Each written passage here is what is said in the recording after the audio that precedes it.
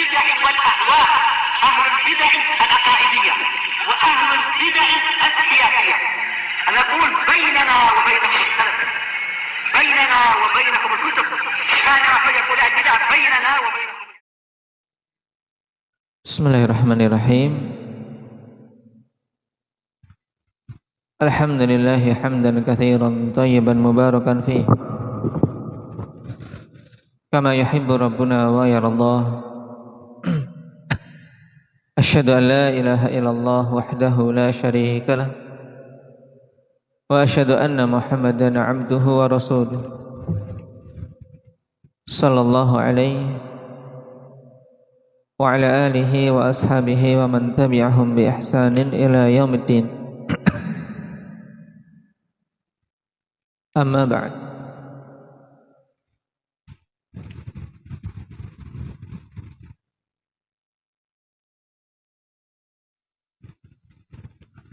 Bagaimana menjawab pengertian Mu'tazilah bahwasanya hidayah dari Allah itu adalah bayan thariqis shawab, penjelasan jalan yang benar. Itulah hidayah dari Allah Subhanahu wa ta'ala. Menjawabnya bagaimana? Indak Ismail.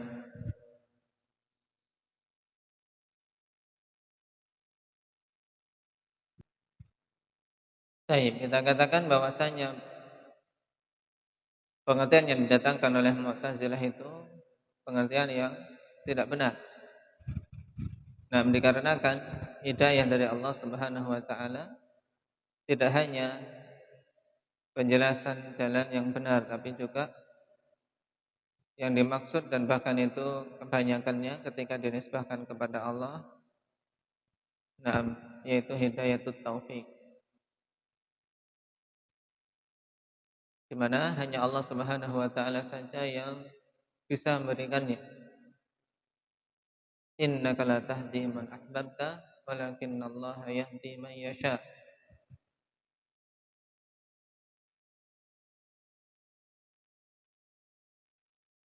Dan Allah Subhanahu wa ta'ala ketika menetapkan sebagian hambanya tersesat dan meninggalkannya tidak memberikan pertolongan, apakah ini bentuk kezaliman dari Allah?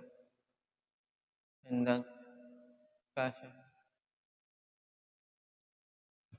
Tidak. Lalu apa? Itu tetap berupa keadilan dari Allah Subhanahu wa ta'ala, karena memang mereka itu hamba-hamba Allah. Allah Subhanahu wa ta'ala terserah mau membagaimanakan mereka. Dan ketika Allah Subhanahu wa ta'ala uji mereka sesuai dengan keadilan Allah Subhanahu wa ta'ala, tidak ada kezaliman sedikit pun. Karena al-mulku mulku. Nah, jagat raya ini ya kekuasaan Allah Subhanahu wa ta'ala. Sehingga hamba-hamba itu berputar dalam kehidupan ini di antara anugerah dari Allah yang diberikan serta keadilan dari Allah Subhanahu wa ta'ala yang ditegakkan. Baik, sekarang kita lanjutkan. Wa huwa muta'alin 'anil adadi wal andad. Wa huwa, yaitu Allah, muta'alin, zat yang maha tinggi tersucikan, 'anil adad, dari ad-diddu, yaitu al-mukhalif. Allah Subhanahu wa ta'ala maha tinggi tersucikan dari siapapun yang menyelisihinya, yang mau membangkang kepadanya. Wal andad, jamak dari an-nid, yaitu al-mith. Berarti apa? Dari siapapun yang menyamainya. Berarti makna dari kalimat yang singkat ini, yaitu pensucian Allah Subhanahu wa taala dari penetapan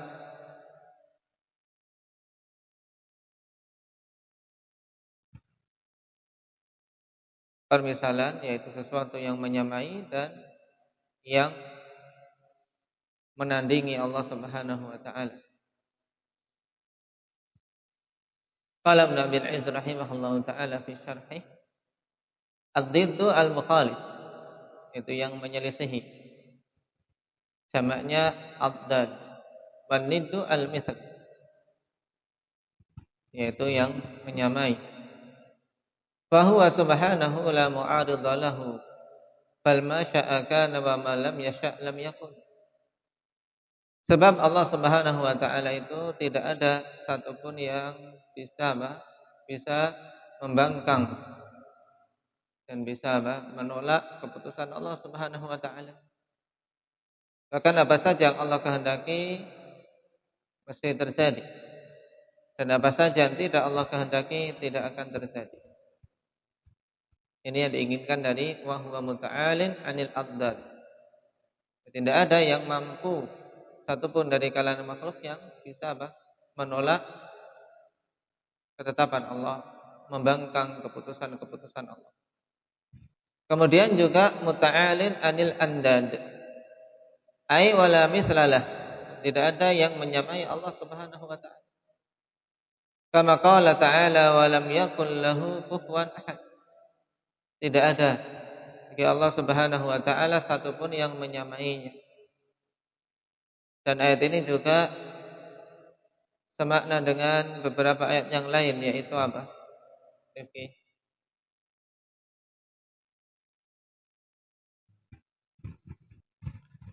Baik, fala taj'alu lillahi andada.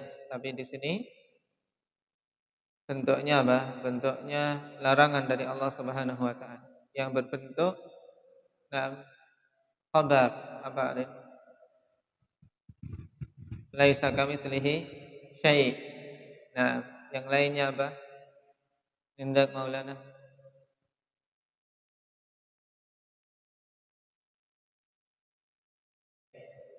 Nah, ayat di surat Maryam, hal ta'lamu lahu samiyya. Tidak ada. Nah, bagi Allah Subhanahu wa taala sesuatu yang menyerupainya. Qala wa yushiru Syekh rahimahullah bi nafyi ad-diddi wan niddi ila raddi 'ala al-mu'tazilah fi za'mihim anna al-'abda yakhluqu fi'lah.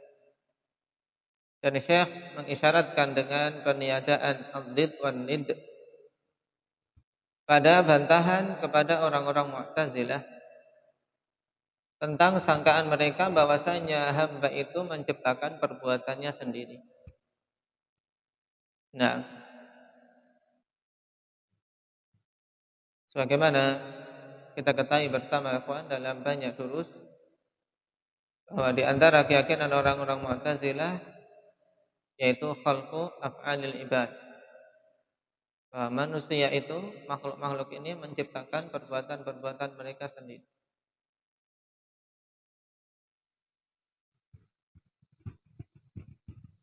Dan ini keyakinan yang batil. Mereka keluarkan perbuatan-perbuatan hamba dari keumuman Allahu khaliqu kulli syai'. Sehingga secara tidak langsung mereka menetapkan adanya tandingan-tandingan bagi Allah Subhanahu wa taala dalam penciptaan. Dan ini jelas batil. Qala al-Imam At-Tahawi rahimahullahu taala, la radda li qada'ihi wa la mu'aqqiba li hukmihi wa la ghaliba li amrihi. Dan yang dimaksud dari ketiga perkara ini, qada, hukum dan amr, yaitu perkara-perkara yang kauniyah. Nah, ketiganya yang diinginkan adalah jenis yang kauni, qada kauni, hukum kauni dan amr kauni. La radda li qada'ih, tidak ada satupun yang bisa membantah ketetapan Allah. wala mu'aqqiba li hukmihi, dan tidak ada yang bisa protes hukum Allah Subhanahu wa taala. Demikian pula wala ghaliba li amri, dan tidak ada yang bisa mengalahkan ketetapan atau perintah-perintah Allah Subhanahu wa taala, atau perkara-perkara Allah Subhanahu wa taala. Ai la yaruddu qada Allah raddun wa la yaqibu ay la yuakhiru hukmahu muakhirun wa la yaghlibu amrahu ghalibun bal huwa Allahul wahidul qahhar. Maksud kalimat ini yaitu bahwasanya tidak ada satupun yang bisa membantah ketetapan Allah, dan tidak ada yang bisa mengakhirkan hukum Allah, yang diprotes kemudian tidak mau untuk menetapkan hukum Allah diakhirkan. Tidak ada yang mengakhirkan hukum Allah Subhanahu wa taala seorang pun, dan tidak ada yang mengalahkan perkara Allah Subhanahu wa taala satu. Bahkan dialah Allah Subhanahu wa taala Al-Wahidul Qahhar, Zat yang Maha Esa, yang Maha Kuasa, tidak ada satupun yang bisa mengalahkannya. Baik. Dan sekali lagi ya kawan, di sini qada yang dimaksud adalah qada kauni. Demikian pula hukum kauni.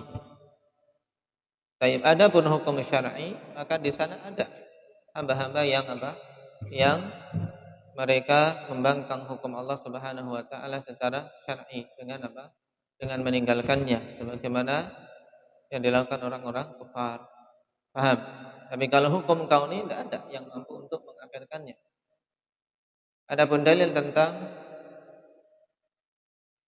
hukum syar'i apa?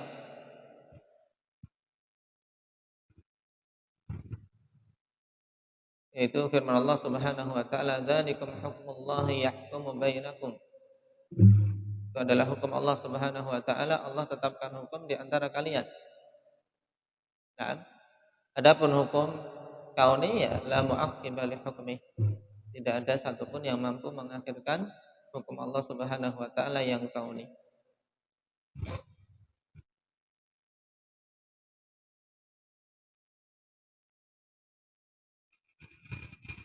Qala Tahawi rahimahullahu ta'ala, amanna bidzalika kullihi wa ayqanna anna kullan min indih. Kita beriman dengan itu semua, dan kita yakin bahwasanya semuanya itu dari sisinya, yaitu dari sisi Allah Subhanahu wa ta'ala. Qala fi syarh, amal iman fasayatil kalamu alaihi insyaallah ta'ala. Wal iqan wal istiqrar min yaqinal ma'u fil haud idza istaqarra. Naam, ayqanna. Berarti iqan dan istiqrar itu dari kata apa? Yaqinal ma fil haud. Ketika orang Arab mengatakan yaqinal ma fil haud, maksudnya air tersebut tetap di telaga itu, tidak pergi, tidak berkurang.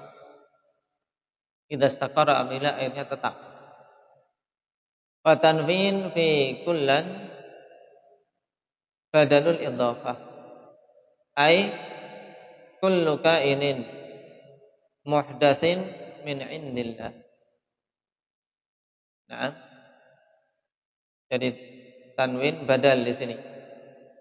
Wa iqanna anna kullan min indih, dan kita yakin bahwasanya semuanya kullan. Di sana ada sesuatu yang diidhafahkan, yang dibuang kemudian diganti dengan tanwin, yaitu kullaka inin.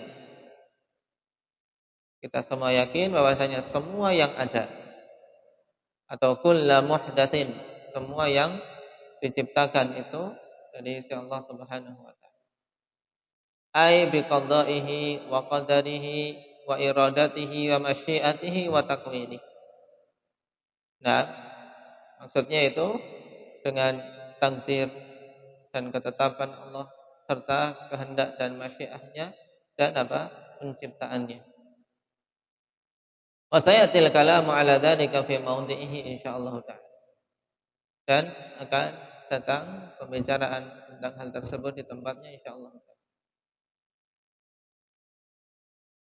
Dan ini kalimat-kalimat mudah, tapi pahami maknanya.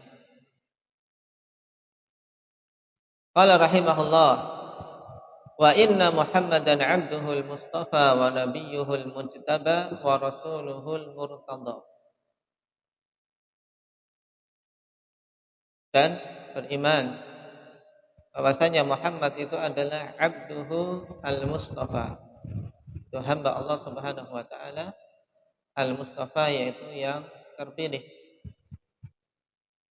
Wa nabiyyuhul mujtaba, dan nabinya yang pilihan juga. Wa rasuluhul murtada, dan rasulnya yang diridai. Ada 3 penggunaan kata yang dibedakan oleh Imam At-Tahawi dari isi makna serupa. Makanya dikatakan oleh syarih al-istifa' wal istiba'u wal irtida mutaqaribul makna. Yang ketiga kata ini maknanya mutaqarib, maknanya berdekatan. Nah, pada poin ini Imam Ibn Abil Izz rahimahullah ta'ala lumayan panjang menjelaskan tentang kesempurnaan makhluk dan juga tentang Nabi kita Muhammad sallallahu alaihi wasallam. Kata beliau, wa'lam anna kamalal makhluqi fi tahqiqi 'ubudiyyatihi lillahi ta'ala. Ketahuilah bahwasanya kesempurnaan makhluk itu pada perwujudan peribadatan dia kepada Allah Subhanahu wa taala. Berarti seorang tatkala betul-betul mewujudkan ubudiyah, maka dia Dia akan semakin mencapai kesempurnaan. Makanya dikatakan oleh beliau, wa kullama izdada al-'abdu tahqiqan lil 'ubudiyyati izdada kamaluhu wa 'ala darajatuh. Dan kapan saja bertambah pada seorang hamba perwujudan peribadatan dia, maka akan bertambah kesempurnaan dan semakin tinggi derajat. Nah, ini kalimat yang ringkas tapi butuh untuk kita renungkan. Nah, seorang yang menginginkan ketinggian derajat dan kesempurnaan, jalannya adalah dengan tahqiqul ubudiyah, dengan mewujudkan peribadatan yang benar.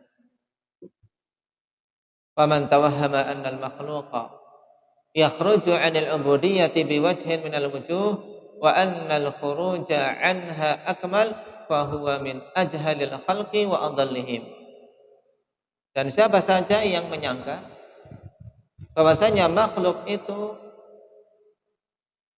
bisa keluar dari peribadatan, ya bisa keluar dari peribadatan kepada Allah Subhanahu wa taala dengan salah satu sisi dari sisi-sisi yang ada, dan menyangka bahwasanya keluar dari peribadatan itu lebih sempurna, maka sungguh dia itu adalah makhluk yang paling bodoh dan paling sesat. Ini isyarat untuk membantah siapa? Orang-orang sufiyah. Sehingga mereka ajhalul khalqi wa adalluhum. Ahli tasawuf, orang-orang yang paling jahil dan yang paling sesat. Kenapa? Karena mereka menyangka tatkala seorang hamba keluar dari peribadatan kepada Allah itu malah sempurna. Wali-wali menurut mereka, tatkala mereka mencapai derajat hakikat, mencapai derajat kesempurnaan tatkala tidak beribadah, tidak sholat, tidak melakukan syariat yang Allah Subhanahu wa taala telah tetapkan. Sehingga semakin sempurna. menurut mereka, dan ini keyakinan yang batil, menunjukkan kejahilan yang luar biasa. Karena dalam tingkatan tasawuf, tingkatan peribadatan ini menurut mereka tingkatan paling rendah. Yang beribadah kepada Allah dengan menjalankan syariat itu tingkatan paling rendah, tingkatan syariat. Nah, kemudian baru menurut mereka tingkatan berikutnya tingkatan makrifat, dan yang terakhir paling tinggi tingkatan hakikat.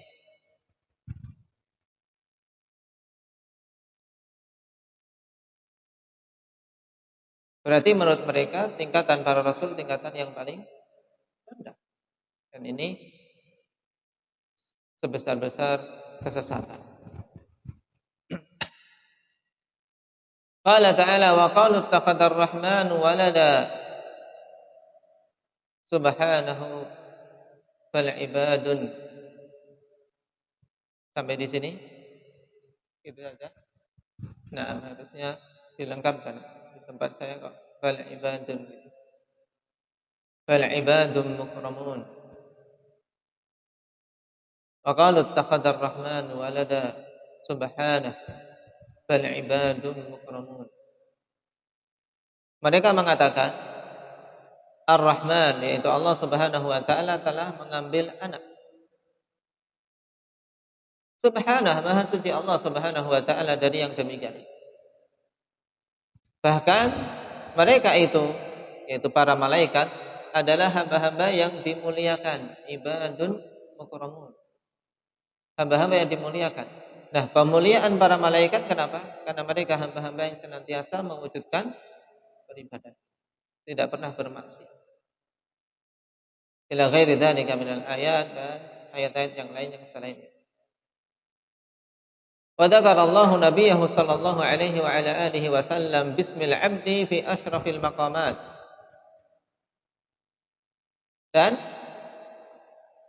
Allah Subhanahu wa taala menyebutkan nabinya sallallahu alaihi wasallam dengan penamaan sebagai seorang 'abd, seorang hamba, pada kondisi-kondisi dan kedudukan yang paling mulia.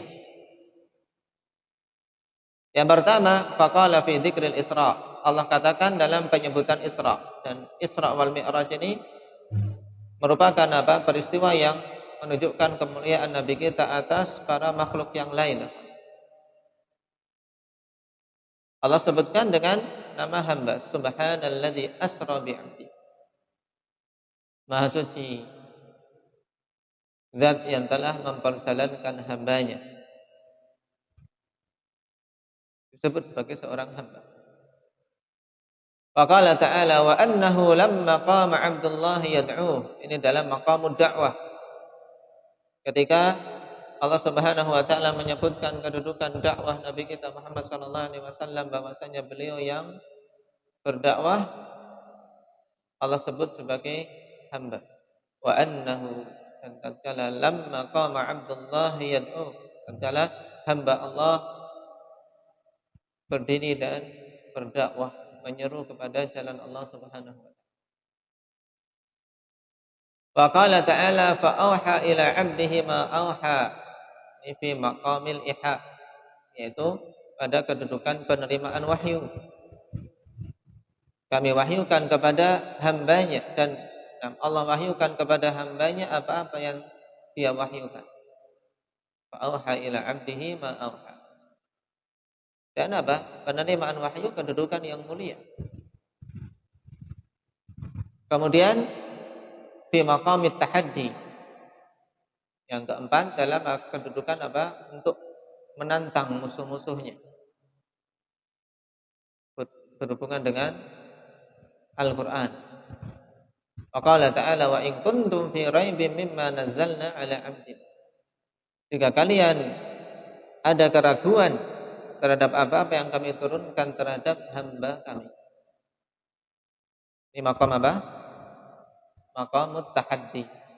Ketika Allah tantang musuh-musuhnya, siapa-siapa saja yang ragu tentang Al-Quran yang diturunkan kepada Nabi kita Muhammad, disebut dengan dengan nama hamba. Nah, ini pada asyraful maqamat, Allah Subhanahu wa taala sebut nabinya dengan al-'abd. Wa bidzalika istahaqqat taqdimu 'ala an-nasi fid dunya wal akhirah. Dan dengan itu semua, bidzalika apa? Bidzalika maksudnya apa ini? Indah Oke.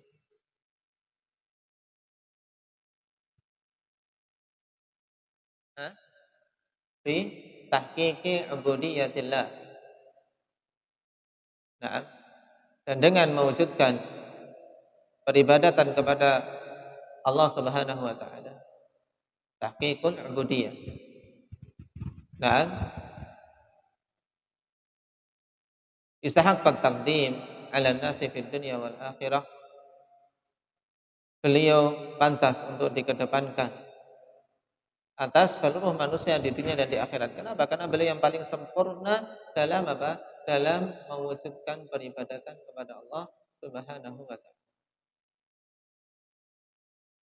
Walidzalika yaqulul Masihu alaihi salamu yaumal qiyamah idh talabu minhu syafa'ata ba'dal anbiya'i alaihimus salam idhabu ila Muhammad 'abdun ghufira lahu ma taqaddama min dhanbihi wa ma ta'akhkhar. Oleh karena itulah Al-Masih yaitu Isa mengatakan pada hari kiamat tatkala manusia meminta darinya syafaat setelah meminta kepada nabi-nabi yang lain. Datang kepada siapa saja? Indak Iqbal. Yang pertama kali datang kepada siapa? Adam. Kemudian kepada Nabi Nuh. Kemudian kepada sebelum Musa siapa? Ibrahim. Kemudian Musa, dan yang kelima datang kepada Nabi Isa alaihi wassalatu wassalam. Mereka semua meminta udzur, tidak mampu memberikan syafaat. Dan tatkala datang kepada Isa alaihi salam, beliau mengatakan idhabu ila Muhammad. Pergilah kalian kepada Muhammad, abdun, seorang hamba. Nah, kenapa? Karena kedudukan yang tinggi. Ghufira lahu ma taqaddama min dhanbihi wa ma ta'akhkhar, yang telah diampuni dosa-dosa yang telah lewat maupun yang akan datang. Bagaimana hadis yang panjang dalam syafaat. Fa hasalat lahu tilkal martabah bi takmili ubudiyyatihi lillahi ta'ala. Nah, maka beliau mendapatkan tingkatan yang sangat tinggi tersebut dengan apa? Penyempurnaan peribadatan kepada Allah. Maka inilah ikhwanifillah yang hendaknya kita wujudkan. Berusaha untuk mewujudkan agar kita betul-betul menjadi hamba Allah Subhanahu wa taala yang sebenarnya. Menjadi hamba yang sebenarnya. Dan sebentar lagi kita akan masuk pada bulan Ramadan. Yang hendaknya betul-betul di situ kita manfaatkan kesempatannya yang Allah berikan untuk kita beribadah sebaik-baiknya. Memohon taufik pada Allah Subhanahu wa taala dan dijauhkan penghalang-penghalang dari mewujudkan peribadatan kepadanya. Nasallallahu taufiq wassadad. Alhamdulillahirabbil alamin.